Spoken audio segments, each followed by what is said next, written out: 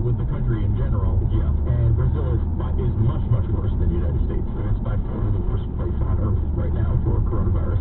And all the experts think that they've completely underestimated the amount of deaths, and they're still leading the world in recent weeks by a large margin. You know, this is not exactly surprising.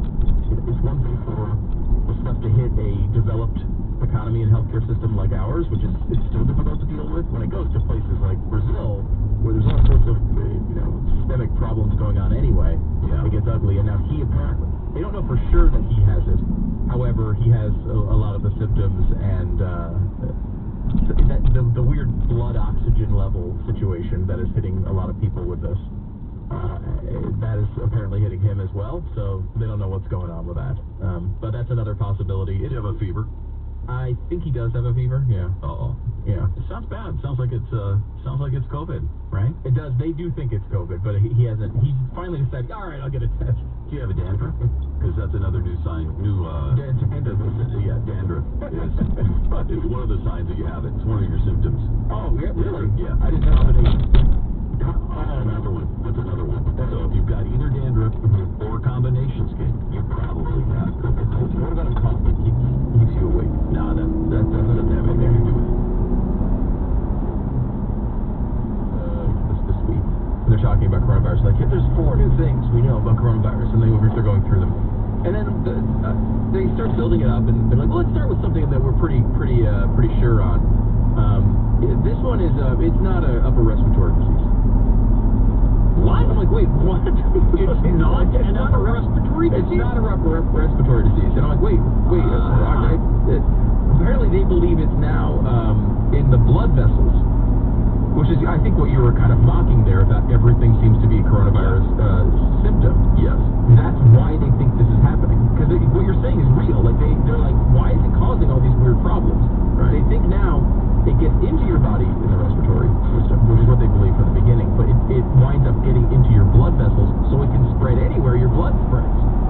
So that makes it a really fun thing to deal with. Wow. And the fact that they're out there going like, yeah, we pretty much at this point think it's not a respiratory illness. Wait a minute. Wait a minute. What? Yeah. Now they think that doesn't mean it spreads differently. But again, there's a new thing out from a bunch of doctors and experts around the world are trying to get the World Health Organization to take back their belief that it's not that it can't be airborne. There's the idea of like a droplet where you would spread it, right?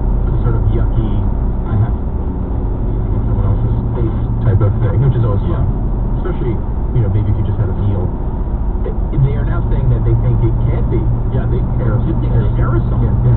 Which is a big deal. It hangs in the air. Yeah. So it does. You can spread it through the air. That one I would say there's a disagreement on, is where they are right now. Yeah. And that's the one that thinks is hard on this. And I think it's mostly the media's fault, although scientists definitely have a part in this as well, which is acting too sure about things they're not sure about. When they come out and they're like, well, look, 100% chance, it's stupid for you to buy a mask. What kind of moron would buy a mask? Doesn't protect you at all. Doesn't protect you at all. It's basically, it's like a magnet for the virus. It pulls it in through the mask. The virus particles look for masks around the room, and they fire at the mask that it infects you. And then a couple weeks later, they're like, oh yeah, by the way, we were totally wrong on that. If you don't wear a mask, you're basically It's a death sentence for you. Yeah, and others around you. Yeah. We're killing everyone. So what are normal people supposed to take from that?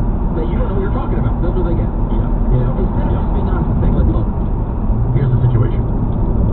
Masks work in some of these situations. Might be a good idea to wear them, but they help. Yeah. They don't prevent it. No, definitely not. No, it's not 100%, but it lessens the chance, I think. And everyone knows this. This has become some political issue, right? We all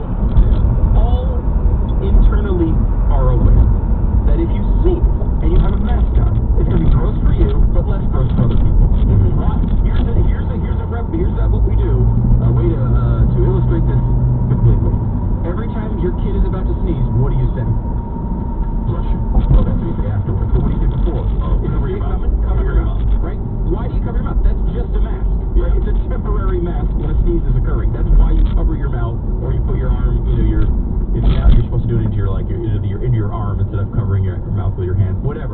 the reason why you do that is because you don't want to spread droplets. So if you're wearing a mask, yes, it's going to be less likely. If you're talking loudly, they've done, tons of experiments on this, you're going to block. I mean, this is obvious. If you put a T-shirt in front of your face, it's going to hit the T-shirt, right? Right. That does not stop all viral particles because they're a lot smaller than that, but it will help from a droplet spread situation. Which is why they're telling people at church not to sing. Yeah, It's like it's so weird because it is weird. Again, when you come out and you say it's okay to chant at full volume, whose lives matter, Black Lives Matter. When that's okay. Well, that had nothing to do with anything. Why did you even bring that up? Right. What a racist. Exactly. When you're a racist for even bringing that up. And by the way, Hillary on the 4 Minute Buzz was just talking about a story where now they do think there was a rise in cases from the protest. Which is shocking. But they've been denying that too, Pat. I know. They said and like one of the big when you actually looked at the reports, the best part was they're like, okay, well, let's just look at the stats. There's been no spikes in these cities. And people are like, well, there's been spikes in the age groups of the people who were 20 to there. 29. Right. Why? It's gone up a ton. What's going on? And then you read the report in more depth, and you realize what they're saying is the protests were basically so out of control that losers in the suburbs, like myself, stayed the hell inside no matter what on those weekends. So there were a lot less overall people out. So the spread maybe wasn't a huge explosion. It may have spiked in those communities that were out protesting, but everyone else was like, I'm going to cower in my house. Yeah, because they're lighting all the buildings I like on fire. I'm going to stay inside for a while, and that may have been what didn't cause massive outbreaks in those areas on those weekends. But there were still spikes in these age groups, and that's a big difference. It does not make protesting okay, and the fact that medical doctors and experts were coming out publicly and saying, you know what, racism's an even bigger deal than this pandemic, and it's okay to protest it. Yeah. No, it's not. Right. It's not a bigger deal. We did this at the time. If you take all the shootings that police officers, all fatal shootings from police officers, black or white, guilty or innocent, justified or not, someone charging at you with a gun or a knife or not, every police shooting and combined together, you get about 1,000 per year. We've lost 133,000 people to coronavirus in 2 months, 3 months. So that's only 133 years worth of police shootings in 3 months.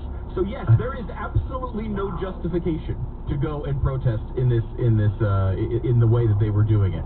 Now look, people on the conservative side did protest too. And again, I don't think in either circumstance you should be banning them. We have a constitutional right to do it. So to ban a constitutional right, you have to have the hurdle. I can't even. There's not even a hurdle really to do this. However, is it a good idea to go out and protest in small groups, especially if you're close together and you might go indoors? No, it's not a good idea right now. It's not. It's better to. You can always protest in a few months. The right to protest should stick around. It's up to you, I think.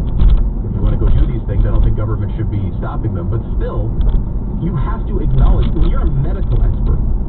It's how the same way churches lose credibility, Pat, where they will come out and say, well, in this particular case, it's obviously okay for X, Y, and Z behavior that's explicitly banned in the Bible. When you start doing that sort of crap, it ruins your reputation among the people who are coming to you because they're coming to you for a foundational truth. You have no credibility. None. They're coming to you for, when I'm having a tough time personally, where do I go? I go to a place that does not change their principles, right? Mm-hmm. And so that's just become so trendy these days. Everybody changes their principle for every reason. And it's inexcusable. It's one of the most inexcusable things that's happened in the pandemic for medical professionals to encourage protests at all during this. Now, I will say, being outdoors, you probably have a much lower. I think I'm of the belief that most things outdoors are pretty much fine. If you can take basic precautions outside.